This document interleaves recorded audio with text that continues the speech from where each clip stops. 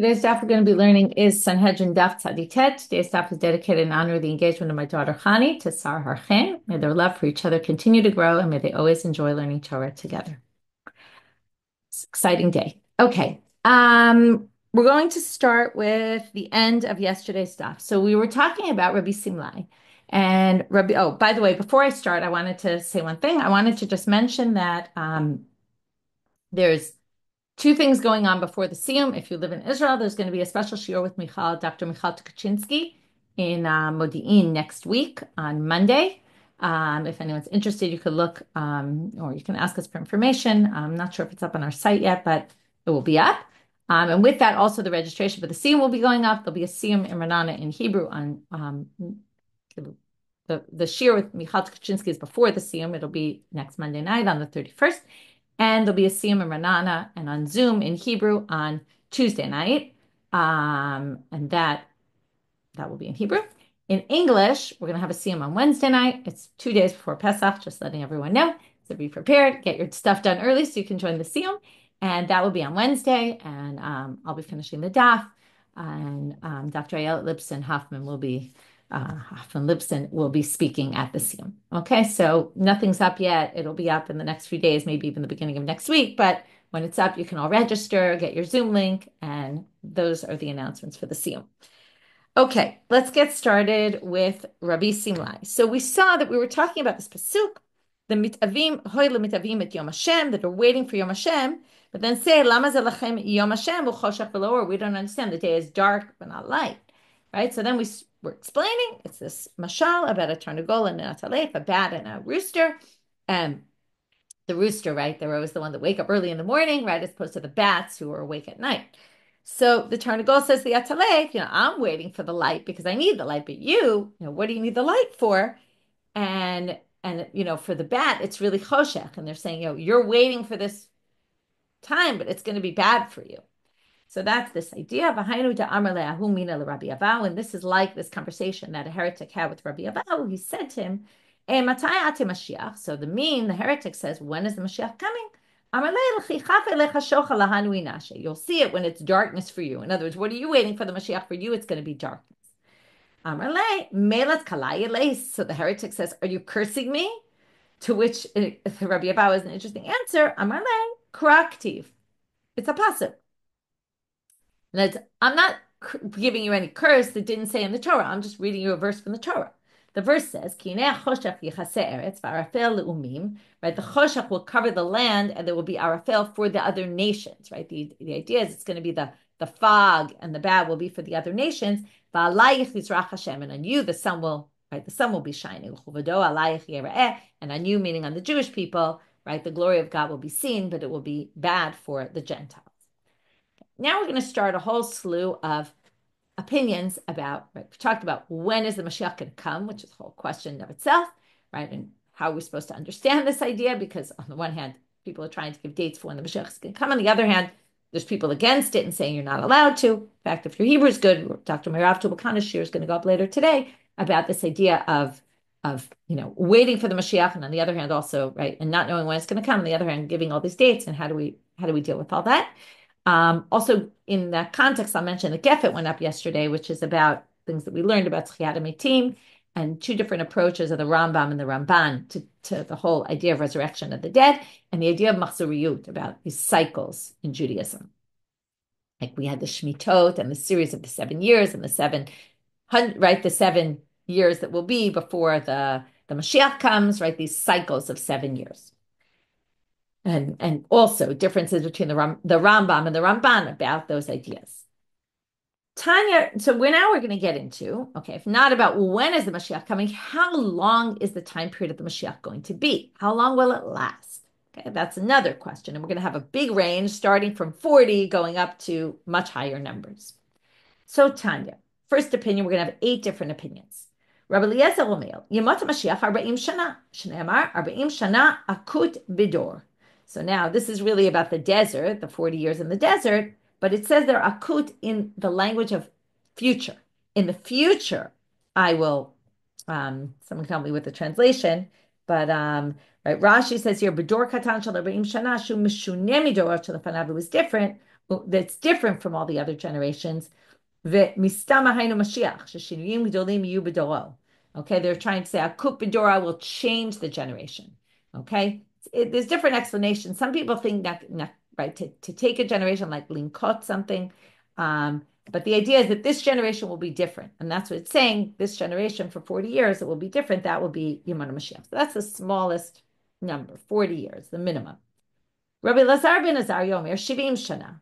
Okay, actually, it just dawned on me, right? He's the one who says, Harani Kiven Shivim Shana. I didn't realize that before. Just caught that right now. So it's good when you read something many times. Sometimes, something clicks. I'm sure for you, it clicked right away for some of you. Anyway, he says 70 years. Shenema, v'aya b'yomahu v'nishkachat Tzur Shivim Shana Kimei Melech Achad. Okay, this is a prophecy about Tzur, which is a city in Lebanon. And they will be forgotten for 70 years. It's talking about like the bad that will come upon that city, like the days of one king. Now, 70 years is like the days of one king. Ezu melech miyuchad. Now, in general, we say, what is a melech echad? But derech we say echad is miyuchad. We've seen that kind of drasha many times. It must be a special king, and who would that be? If not, hareza melech hamashiach. Okay. Yes, thanks for the translation, Ruth. It's Tyre. Okay, that's what Shur is. I was trying to think about how we say it in English. Thank you. Rabbi Yomer, third opinion. Shlosha dorot, 3 generations. Probably isn't so much different than 70 years. I think we say a generation is usually 20 years, okay, but maybe a little longer. Something like that, around the range of the 70, give or take. Shenemar yirauchim shemesh, will be seen with the sun, v'lifnei yerach, dor dolim. Before the yerach, the moon, dor dolim. Saying this is when the Mashiach, right, this is how the Mashiach will be.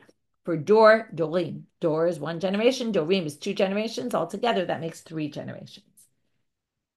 Okay, next. Right, this is, by the way, this pasuk we saw before. This is Lifnei Shemesh Inon Shmo Yerocha Yisrael, right? About the Inon Shmo, about the Mashiach coming. So that's this pasuk here. And it says Lifnei Yereach, Dor, Dor.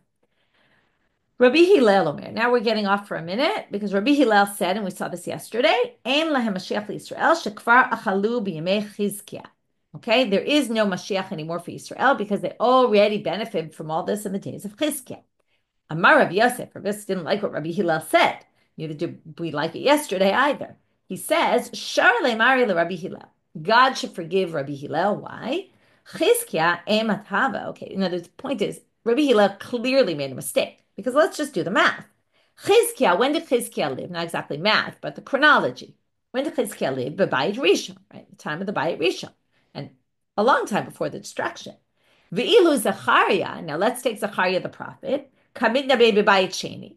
He prophesied in the beginning of the Bayit Sheni time period of the second temple, which is obviously after the first temple. V'amar, and what did he say? Gili ma'od bat Zion, be very happy, the daughters of Zion. Hari bat Yerushalayim, right? You should be rejoice, the daughter of Jerusalem. Hine malkech yavolach, your king will come. Tzaddik ben Oshahu, right? He's a tzaddik, he's a righteous person, and he will save you. Ani v'rochev al chamor, poor person who will be riding on a donkey. Val ayir ben atanon, on another, right, different type of a donkey. Point being, the Mashiach is coming, he says. Now, that was after Chizkiah, so there's no way that you could say it was done at Chizkiah and the option's no longer there, because later the prophets are talking about it. Tanya Idach, another braita, Rabbi Eliezer, or Mary, Yemata Mashiach Arba'im Shana. Okay, now we're going back to the first opinion, and we're bringing another braita. It's in the name of the same person, Rabbi Eliezer, but now we're going to have a different proof for it. You're going to see in a minute why they go back to the first one, because this is going to lead to the fourth opinion. So it says, okay,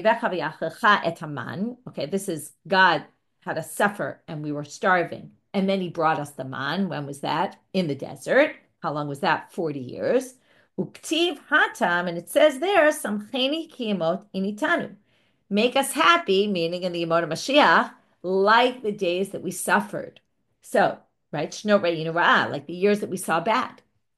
So now we're going to say, 40 years of Inoi in the desert. You see that Vayancha, the same root, and Samcheni Kemot Initanu, make us happy like the days that we suffered.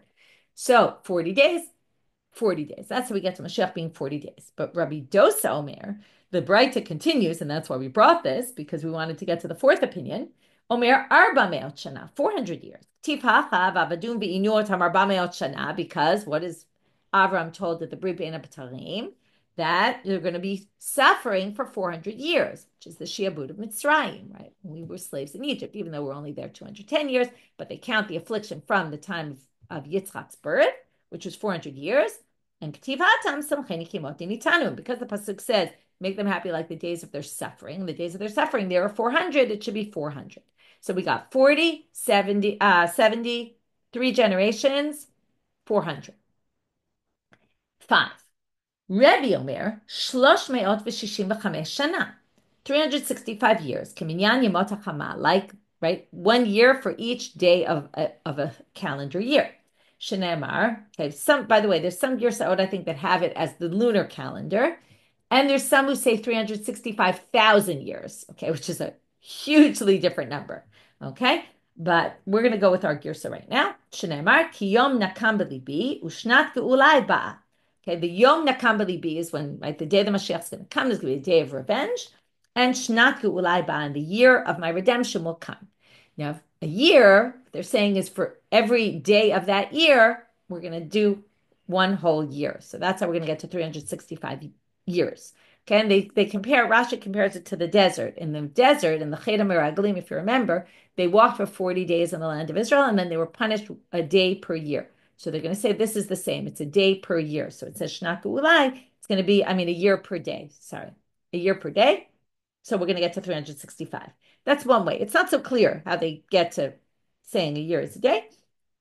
The 1,000 works a little better because and we're going to see this in a minute, which is in the next one, that a day of God's is like 1,000. When you say a day for God, it's 1,000 years. We saw that before, right? It comes from the pasuk, ki elef shanim be'enecha ki yom etmol v'ashmura balayla.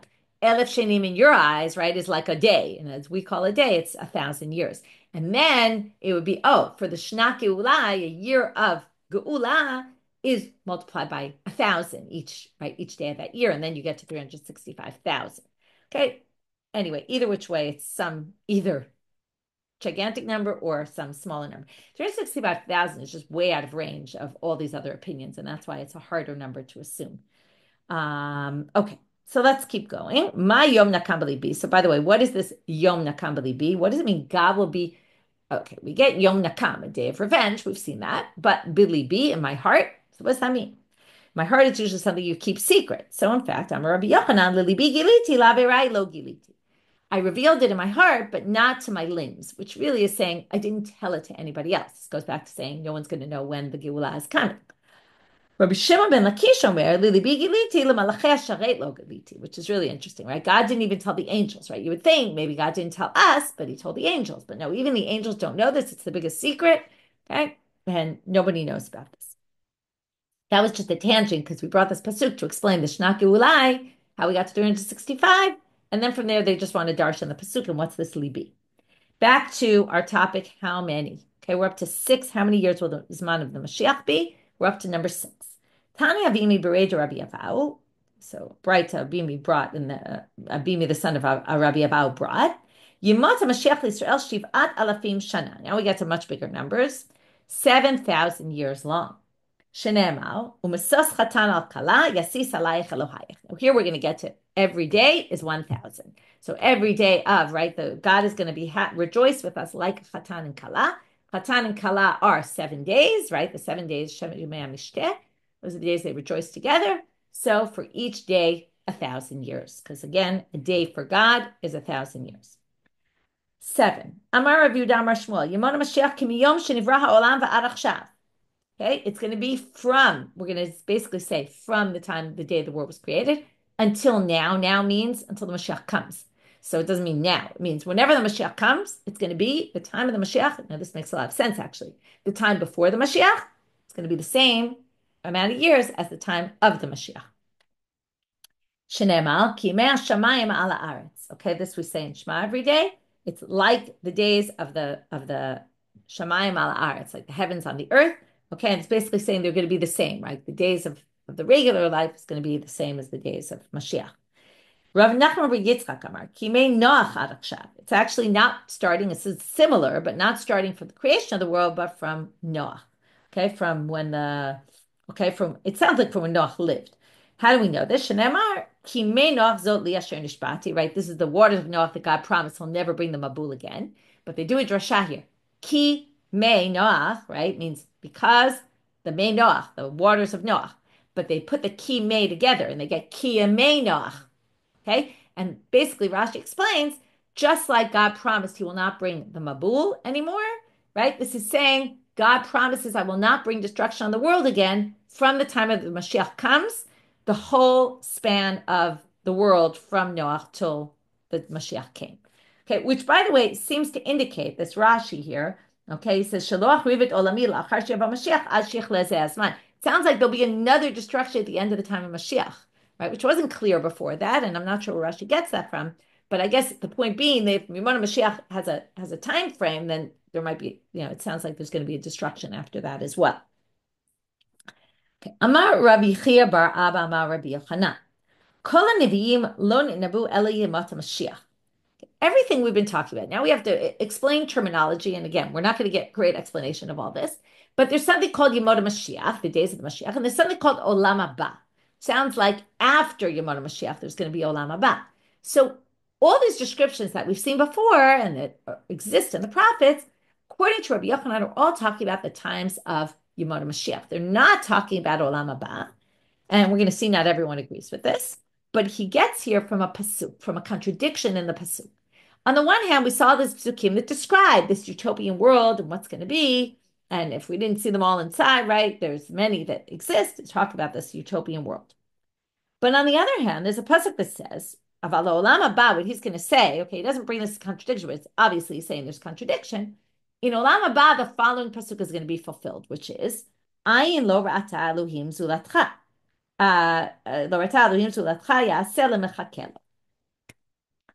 Your eyes have never seen what God is going to do for you in the future. And when you say, right, and this is what, right, God will do this for those who are waiting for him, something that your eyes have never seen. Now, if something your eyes have never seen, presumably it would be something you can't describe.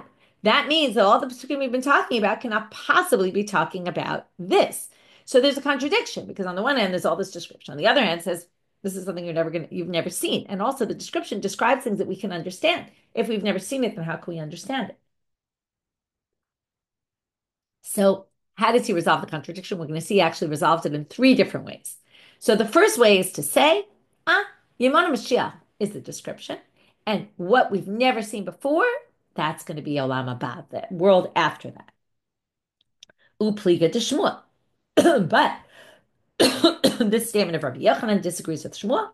Tamar Shmuel, very famous line, and it's very famous because the Rambam, probably because the Rambam made it famous, okay, because the Rambam says this in Ilchot Melachim when he describes what Tchiyan Mitim is, what Yemona Mashiach is, he says, quote Shmuel, Ein ben olam hazeh Yemona Mashiach ela she'yabu malchuyot bilvad. The only difference between our world and the times of the Mashiach is she'yabu malchuyot. In other words, it's not some utopian descriptive, the way we've been describing all these things that are somewhat unnatural. And no, it's going to be a very natural world. It's going to be like now. It's just that no one's going to rule over us.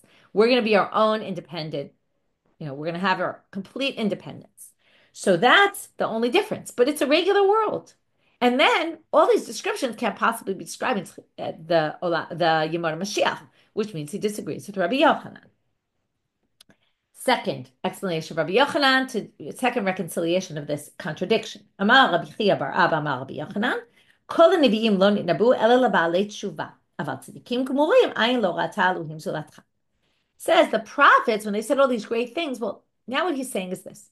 In the Yemona Mashiach, okay, or maybe Olam Haba, it's not clear. It doesn't say in this resolution, even though it kind of goes with the other. But what he's saying is there's going to be a differentiated reward. It depends who you are. If you're a real tzaddik and you've always been a tzaddik and you grew up and forever you were a tzaddik and you didn't sin, okay, which I don't know how many people don't sin, but let's say you don't sin, then you'll have that ayin lo ra'ata, that unbelievable thing that no one's ever seen. That will be your reward. But if you're a person who had to repent for sins that they did, and I don't know if they mean Baal Tshuva here, like someone who was brought up, not keeping halacha and then kept halacha, or just the sense of someone who sinned and repented, then, okay, they'll get the amazing things, but not the higher level of ayin lo ra'ata. The descriptions that we heard will be for them. And again, someone disagrees. Pligid Rabbi Yavau, Da'amar Rabbi Yavau, Makom Shebalei Tshuva Umdim Sham, Tzadikim Einam Umdim Sham. He says, now what are you talking about? Baalei Tshuva are so much stronger than tzaddikim because Baalei Tshuva went through a process and they realized their mistake and they went, you're a tzaddik, you're born a tzaddik. Okay, that's right. This is a very fascinating debate and one that, you can, if you haven't heard of, right, it's very interesting debate about very also well known, what's better. Okay, not that you have a choice in the matter always, but, who is more, so with the way they say it is very nice.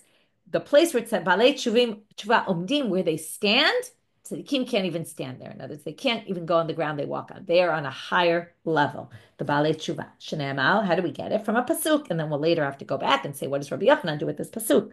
Shalom, shalom la rachok v'la karov. Peace, right? Peace, peace to the one who is far and to the one who is close. So notice who gets the peace first. The one who is far. Who's the one who is far, obviously? Bereisha rachok v'hadar karov. Right? First the rachok and only after the karov. The rachok is the Baal Tshuva who started off distance. My rachok. So first of all, they say point, notice first, the rachok comes first, the farther one. What does rachok mean? Rachok to mi'ikara. Farther one means the one who was far to begin with. Obviously, he's now karov. Otherwise, why would God be giving him peace? So it was someone who was farther and then got closer, which is the Baal Tshuva. My karov to mi'ikara udahashta. Karov is someone who was close before and is close now. That's the tzaddik. Rabbi Yochanan, how does he explain this? Rabbi Yochanan Amar, La rachok, shu rachok me'avera. What is rachok? The person who is distanced from the beginning from sin, never even got close to sin, and that's the tzaddik, and that's why the tzaddik comes first. Karov, shu karov me'avera v'nitrachek mimena. Karov is he was close to sin, and then he distanced himself from the sin. And that's how Rabbi Yochanan would explain that. Third resolution to the contradiction. Amar Rabbi Chia bar Abba, Amar Rabbi Yochanan, someone who marries off their daughter to a Talmid Chacham, to a Torah scholar, he takes the Talmid Chacham's money and invests it for them to help them make money.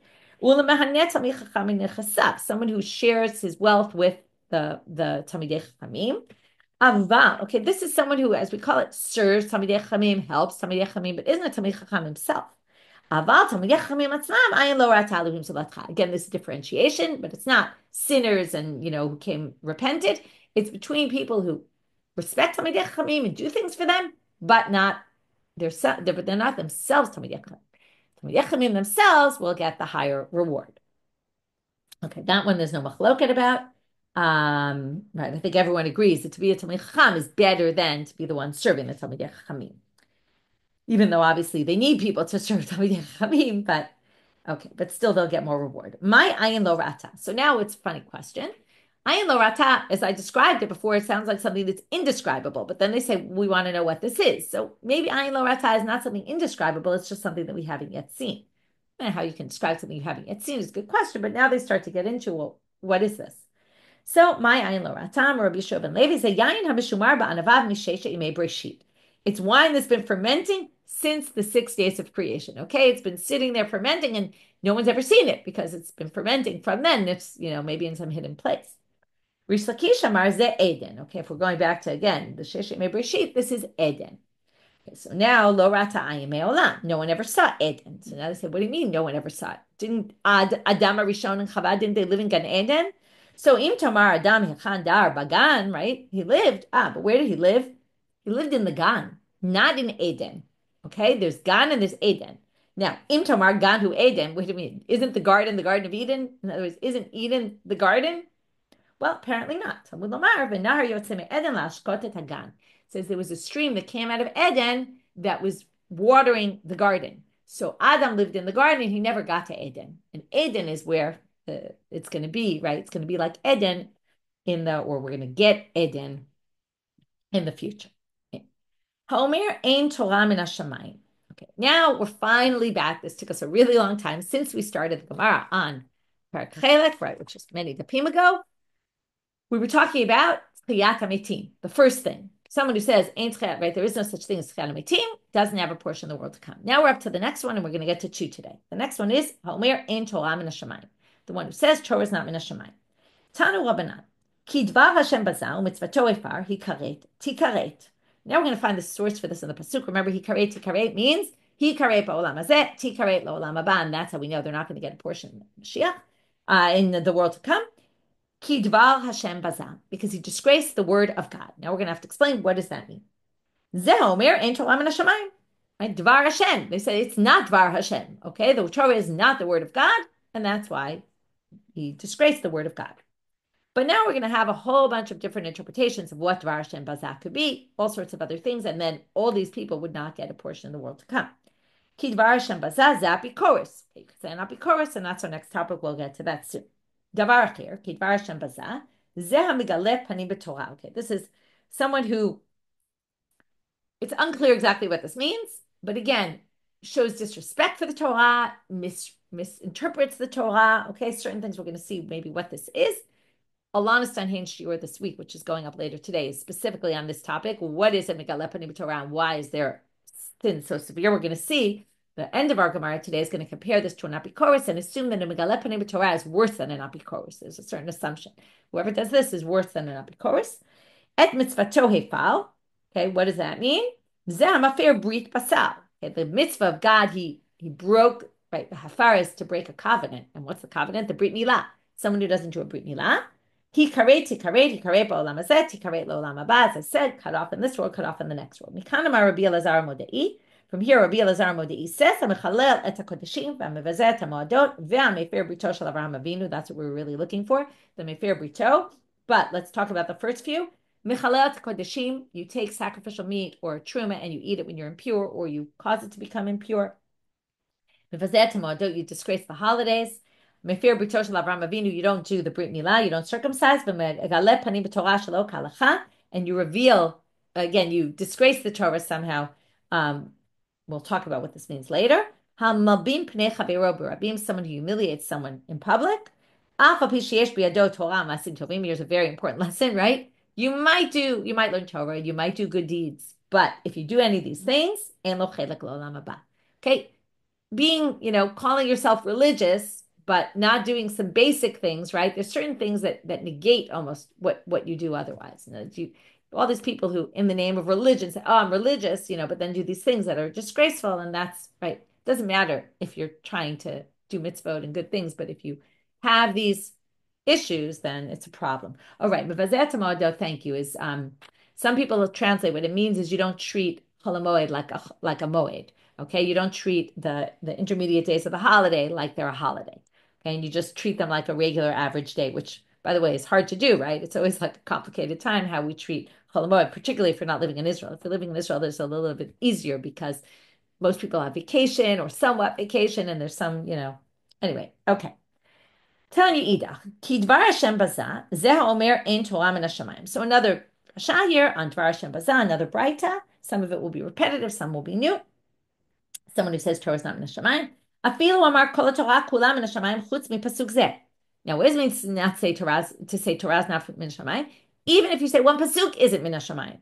Shalom Kadosh Baruch Hu Elam Moshe mipi atzmo. If you say Moshe made up that pasuk, it's a problem. Ki dvar zeu ki dvar Shem bazan. Notice where they get it from. Dvar, singular, one davar, one thing. Okay, let's see how far they even take this. Tanya, ya Rabbi Meir Omel, halomei Torah. Oh, sorry, I skipped a line. Afilu amar kol Torah kula min hashamayim chutz midikduk zeh mikav hachomer zeh migzera shava zeh zeu ki dvar Shem bazan.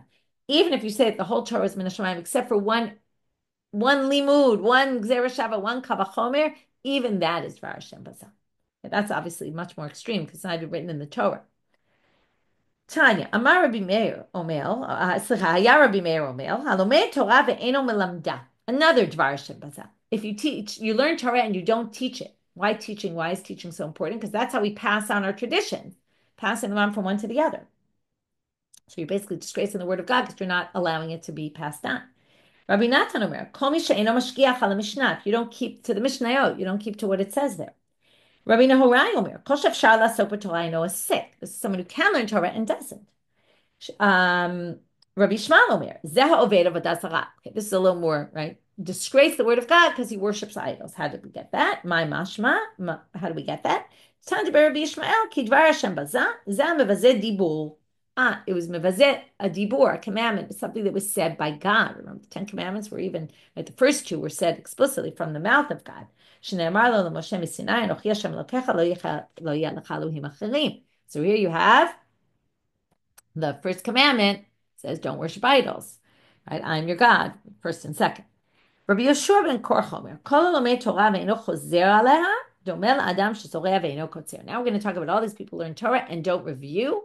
Okay, if you're worried, Daf Yomi, you don't have time to review, it's okay. You have next cycle, review. Not to worry.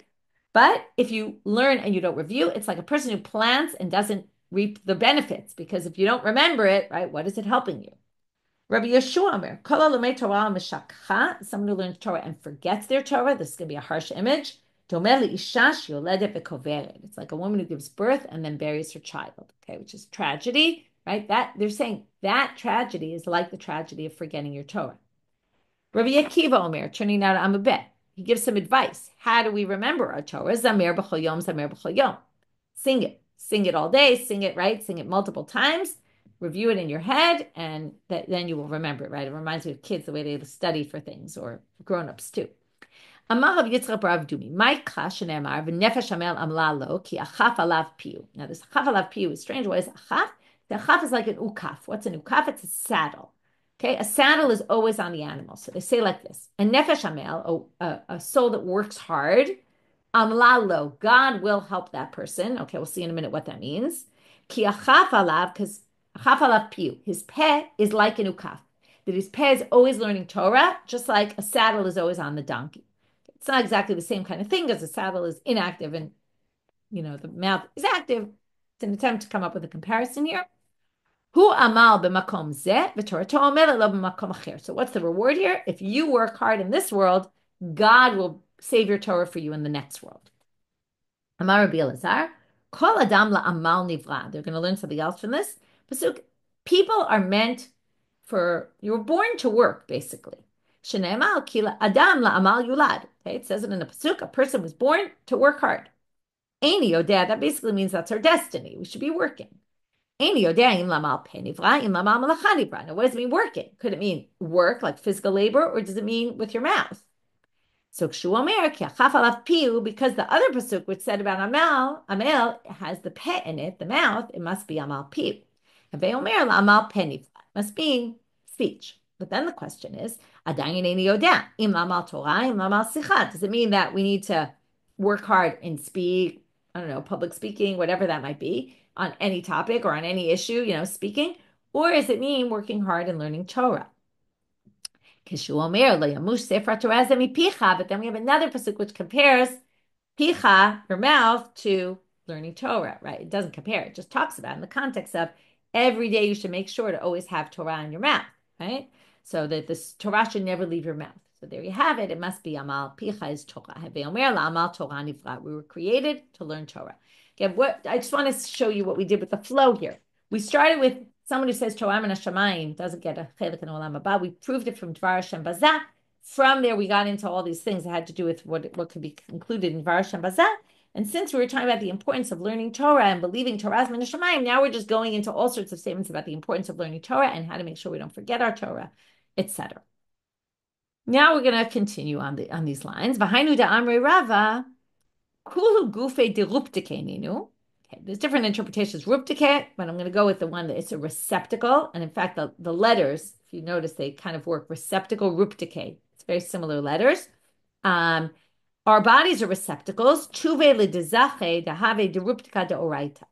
But those who are worthy have their bodies be a receptacle for Torah. In other words, that's the ideal, that your body be a receptacle. It could be a receptacle for all sorts of things, but better it be for Torah. I think about when my son was little, he used to memorize all the Pokemon, and we said, okay, let's go memorize Mishnayot. It's nice to be a receptacle for Pokemons, and it's like 3 years old. And we're like, okay, let's teach you Mishnah instead of Pokemon. Okay. Noef isha chasar lev. Okay, we're getting into something negative, obviously. This is someone who has adultery with a woman, is a chasar lev, has no heart, okay, however we define that. Obviously a bad thing. He compares this to someone, he says, adultery, it's like committing adultery if you learn Torah sometimes. You learn a little bit, and then you don't. It's like going to other women. When you're not learning, it's like being with another woman.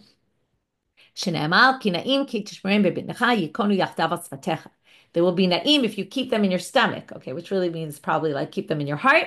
But how do you do that? If they're always on your mouth, this goes back to the same idea. You should be constantly talking Torah. But if you don't, right, it's like abandoning. Tanu Rabbanan, v'hanefesh asher taseh biyad rama.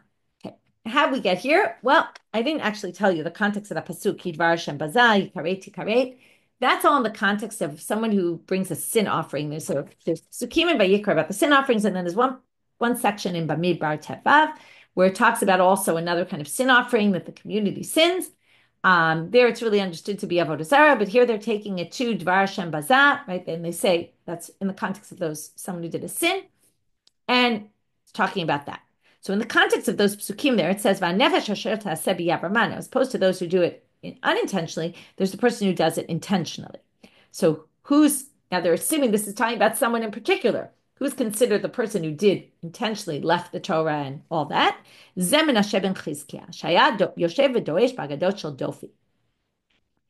would do drashot of nonsense, okay, or even destructive, like misinterpreting, flawed interpretations. Amar, here's some flawed interpretations of Menashe, the son of Chizkiah. Remember, he was the one who was determined in his day, okay, and we're going to get to him, he's one of the people who doesn't have a chelik l'olam haba, that the destruction of the temple is sealed. Okay, it's done. Now remember, Chizkiah was about to be mashiach, and then in his son's time, things go bad, and it's done deal that the Beit HaMikdash is going to be destroyed. So what did he say? So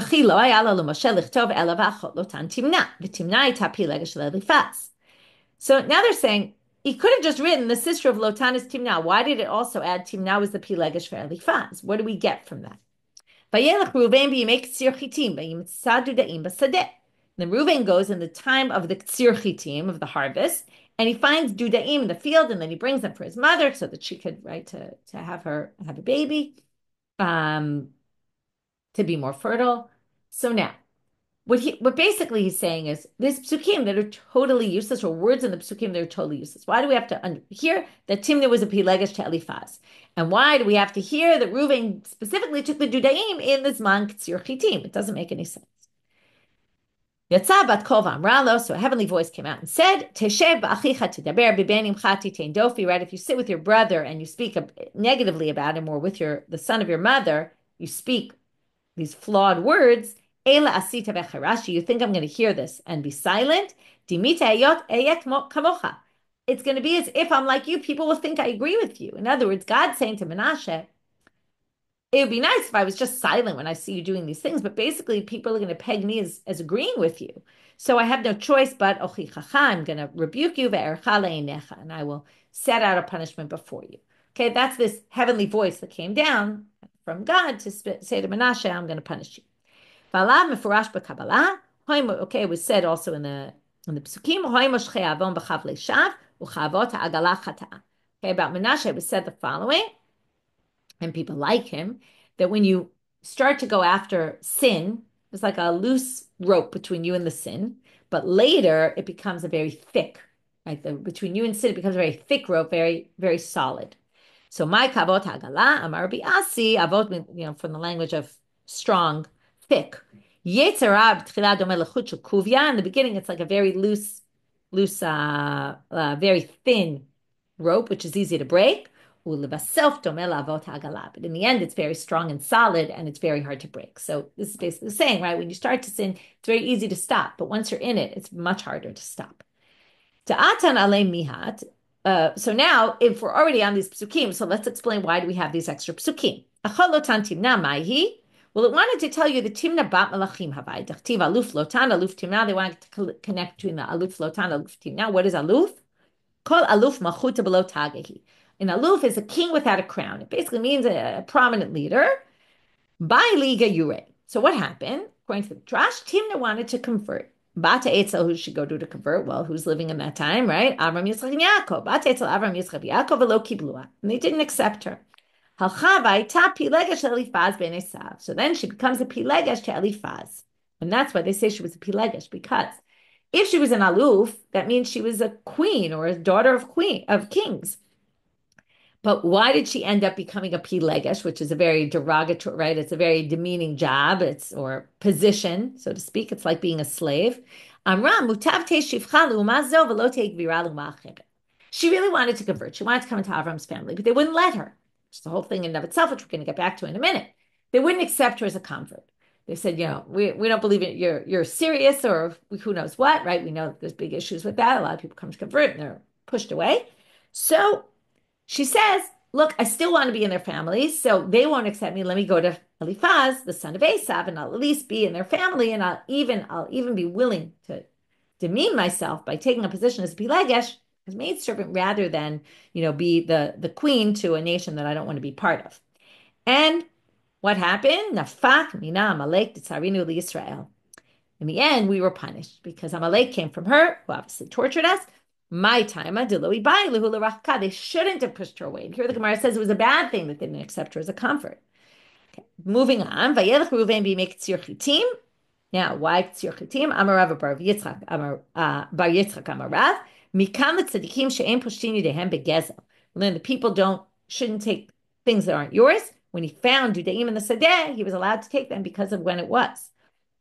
Because it was the time of tzir chitim when people had already taken all the stuff, and then he basically, right, the Dudaim were left there, and therefore it was what we call hefker. He could take it. Vayimtza Dudaim b'sadeh, my Dudaim, Amar Rav. So what are these Dudaim? Yavruchi, Levi Amar Sigle, Yonasan Amar Sviski. The only one we really know, I think, what this is Sigali, which is a violet. Violets. Okay. Amar Rabbi Alexandri. Kolo seik b'Torah lishma mesim shalom b'pamal yishamalu b'pamal yishamat. Again, we're back to the virtues of learning Torah.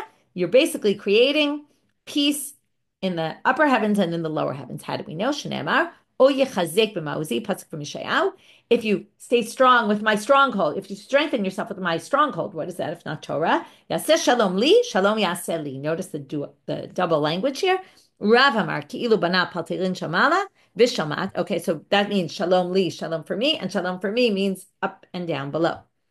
Rav Amar, ki'ilu bana paltirin shamala vishamat. It's as if he built a palace up above and down below. Shneamar v'asim dvarai b'picha. I'll put in things in my mouth. That means words of Torah. Ubitzel yadi kasiticha. God will cover you with His hand. Lintoa shamayim ulisod aretz. Because you're basically planting in the heavens and planting in the earth. That means you're building something. Rabbi Yochanan Amar af megale kol olam kulo. Now we're going to go back to the word bitzel yadi kasiticha. You're also protecting the whole world. Shneamar bitzel yadi kasiticha. Right, causing God to protect the world. The Levi Amar af mekarevet geula. Shneamar. It says further on there in the same pasuk le'mor tzion l'tzion amiyata. You're basically bringing the redemption quicker. Okay, this is all the importance of learning Torah. Amar Rish Lakish, kolam elamed ben chavero Torah. Now, what about teaching your friend's son Torah? Ma'aleh alav katuv ki'ilu aso. It's as if you're the father. As if you created them. Back to, right, this is the famous pasuk about Abraham converting people, right? It goes back to that question, why didn't accept Timnah? But, right, this is the people he did in Haran. He made them. What does it mean he made them? He brought them into Judaism. Rabbi Elazar Omer, ki'ilu asa'an lidivrei Torah. It's as if you created the Torah itself. So, right, either you created the person that you're taught, or you created the Torah itself. Shneimar u'shmartem divrei abrit hazov asitem otam. Keep the brit, which is the Torah, so learn Torah, and you will make them. Meaning that what's them if not the Torah? Well, now we have a different interpretation. Rav Amar ki lo asa ola atzmo. As if you created yourself. Shenemar basitem otam al tikre otam ela atem. Like you made yourselves. It's as if you created yourself. Amar Rabbi Aval kol ha'maaset. I think what they mean there is kind of like you're almost like God. God created you, right? You become like a creator. Amar Rabbi Aval, kol ha'maaset chavero lidvar mitzvah. Now we're moving off of Torah, moving into the realm of mitzvot. If you encourage your friend, usually maaseh is to force. It doesn't really mean force in a bad way. It means you can encourage someone to do a mitzvah. Ma'aleh alav katuv ki'ilu asa'at. It's as if you did the mitzvah. Shene'amar u'matcha asher yikita bo et ha'yaor. And this is right the matet where you hit the yaor. Now where you hit the Nile. Aharon was the one who did it, but it's called in Moshe's name. Okay. Now we're moving on to apikores. Okay, we're going to save for tomorrow because we don't have a lot of time the etymology of the word apikores, which comes from Epicurean. Look it up if you want. Talk about it. It's from the Greek. But anyway, apikores. Rav and Rabbi Chanina, we're going to have to define what is an apikores who doesn't get a chilek l'olam haba. Amrit Travayu zeh mevazeh tamid chacham. Someone who disgraces a tamid chacham. Rabbi Yochanan and Rabbi Yeshua ben Levi amrei zeh mevazeh chavero b'fnei tamid chacham. It's not to be mevazeh the tamid chacham. It's to embarrass someone in front of a tamid chacham, which is less severe. So now we're going to go back to the megale panim b'Torah. We're going to do this in two different ways. First is we're going to say that the assumption of both these sugyot, we're going to have two versions of the sugya, is that the apikores is less severe than the megale panim b'Torah. Okay, so If you say it's to embarrass someone in front of a Talmid Chacham as apikores, then mivazeh Talmid Chacham atzmo megale panim b'Torah shelo kalachavi. Again, we never really define what's megale panim b'Torah, so they could say that must be the more severe, which is to actually embarrass Talmid Chacham. Ella lemanda amar mivazeh Talmid Chacham, word to disgrace, right, to lower. Ella lemanda amar mivazeh Talmid Chacham atzmo apikores havi. But if you say already that is the apikores, which is the more severe, then what are you going to say? Then megale panim b'Torah kigom mai. Then what are you going to say? What's the megale panim b'Torah? So the answer, kigom Menashe ben Chizkiah. All the things we said about Menashe ben Chizkiah that were way worse than that, that's the megale panim b'Torah, right? Where you basically interpret the Torah in a flawed manner. Okay, so that's what we would explain. Now, some people started this whole sugya not about the Mishnah, what's an apikores. They started on when we had the braita megale panim b'Torah. So then we say, and then the definitions are on that. Rabbi Chanina Amre Zam Vazet Talmid Chacham. Rabbi Yochanan, Rabbi Yeshua ben Levi Amre Zam Vazet Chaviro b'Fnei Talmid Chacham. Instead of saying these two are the possible interpretations of apikores, they're the possible interpretations of megale panim b'Torah. Bishlama, and then we're going to do the same Bishlama. Bishlama, the man Amram Vazet Talmid Chacham atzmo megale panim b'Torah have Vazet Chaviro b'Fnei Talmid Chachamim apikores have. We're going to do the mirror sugya. If you say the more severe one is megale panim b'Torah, someone who disgraces the Talmid Chacham, then obviously, right, the apikores fits in perfectly. It's someone who embarrasses someone in front of someone else. But that that's kind of a less severe thing than apikores could go mai. Then you have to find, right, what's an apikores going to be? It has to be something even less than that. Rav Yosef kagon hani da amre mai ahadu le Rabbanan liditu kari liditu tani.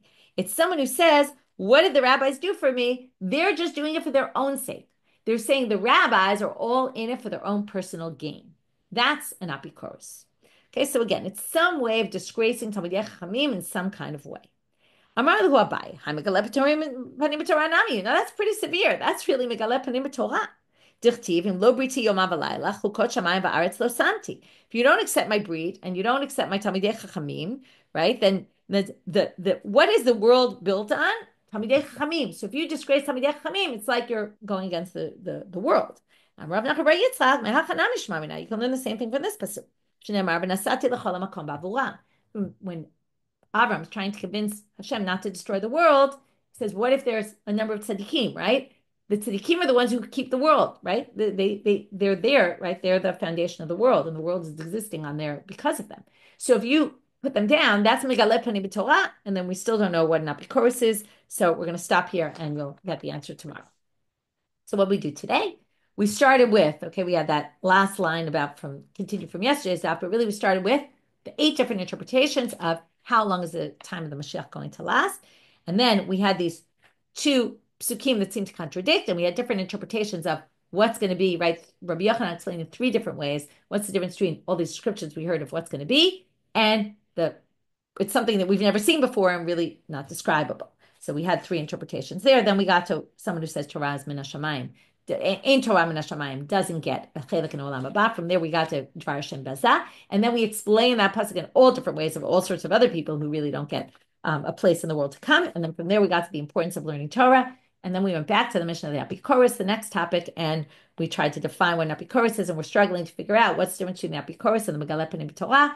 Saw some possibilities, and we're still struggling to figure that out. With that, we'll finish for today. Wishing everyone a good day. Salat Tov.